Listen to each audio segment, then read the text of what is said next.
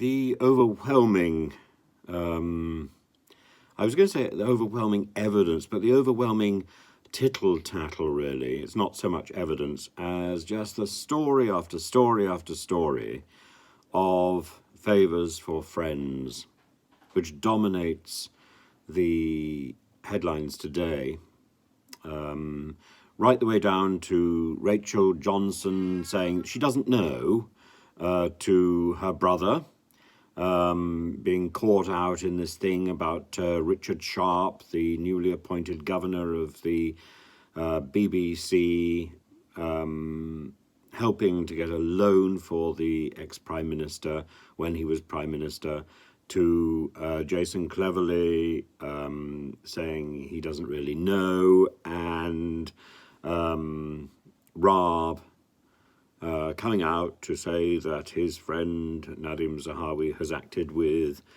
perfect probity in paying his taxes finally.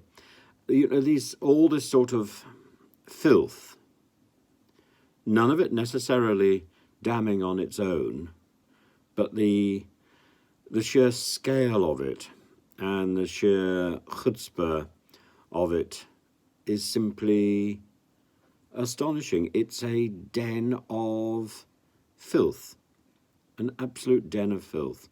And, you know, what can we say?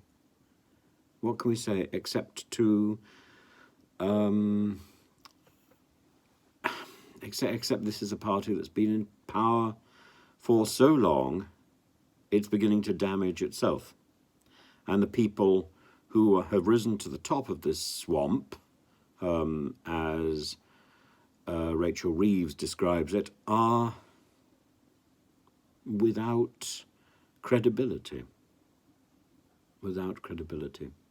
I don't think that somebody needs to be in power for so long for the situation to have degenerated to a point where their position is untenable. There have been instances in British politics and in politics in other countries where people have been in power, where one party has been the party of government for a length of time without it degenerating to a point where everyone in senior office is somehow tainted with suspicion. But maybe too much has happened. Maybe people have taken their eye off the ball. Maybe the pandemic, the Brexit phenomenon, maybe the events have been so big that they have dwarfed and eclipsed the actions of the senior players, to the extent that the senior players have become lax and indifferent to the standards that are demanded of high office. But those standards seem to have slipped, and it seems wrong. And the other thing that's emerged today is, in contrast to the outgoing Prime Minister of New Zealand, Nicola Sturgeon, says she's got plenty left in the tank and she intends to lead Scotland into independence. Great. That's a fight that I think the present government is not capable morally of defending.